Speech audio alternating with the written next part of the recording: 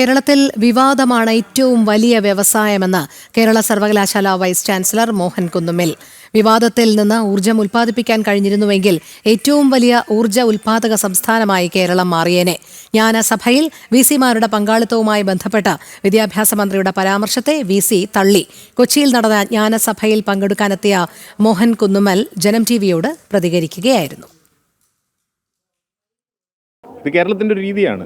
ഇപ്പോൾ ഈ പറഞ്ഞ കാര്യങ്ങളെയൊക്കെ എല്ലാവരും എതിർക്കുമായിരിക്കും, കുറച്ച് കഴിയുമ്പോൾ അത് അംഗീകരിക്കും. അപ്പോൾ അതുകൊണ്ട് ഈ എതിർപ്പുകളിലൊന്നും കാര്യമില്ല, അതിനെ നിസ്സാരമായിട്ട് കണക്കാക്കുന്നേ ഉള്ളൂ. അത് അവരുടെ രീതി, ഇത് നമ്മുടെ രീതി, അത്രയേ ഉള്ളൂ. ജ്ഞാനസഭയിൽ പങ്കെടുത്ത കേരളത്തിലെ വിസിമാരെ തൽസ്ഥാനത്ത് നിന്ന് നീക്കണമെന്ന വിദ്യാഭ്യാസ മന്ത്രി വി ശിവൻകുട്ടിയുടെ പരാമർശത്തോടും വൈസ് ചാൻസലർ മോഹനൻ കുന്നുമ്മൽ പ്രതികരിച്ചു. കേരളത്തിൽ വിവാദമില്ലാത്ത എന്തെങ്കിലും കാര്യം നടന്നിട്ടുണ്ടോ? വിവാദമാണ് ഇവിടുത്തെ ഒരു ഏറ്റവും വലിയ വ്യവസായം.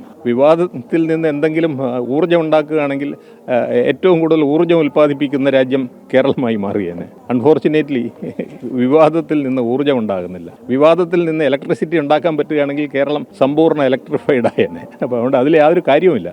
കേരളത്തിലെ വിദ്യാഭ്യാസ രംഗത്ത് അതിൻ്റെ നിയന്ത്രണം വിദ്യാഭ്യാസ വിചക്ഷണന്മാർക്ക് തന്നെയായിരിക്കണം. വിദ്യാഭ്യാസവുമായി ഒരു ബന്ധവുമില്ലാത്ത രാഷ്ട്രീയക്കാർക്ക് വിദ്യാഭ്യാസത്തെ വിട്ടുകൊടുക്കരുത്. അതാണ് കേരളത്തിലെ ഏറ്റവും വലിയ പ്രശ്നം.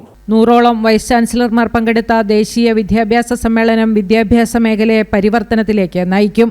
ആദ്യം എതിർക്കുന്നവർ പിന്നീട് അനുകൂലിക്കുന്ന കാഴ്ചയാണ് കേരളത്തിൽ കണ്ടുവരുന്നതെന്നും മോഹനൻ കുന്നുമ്മൽ പറഞ്ഞു.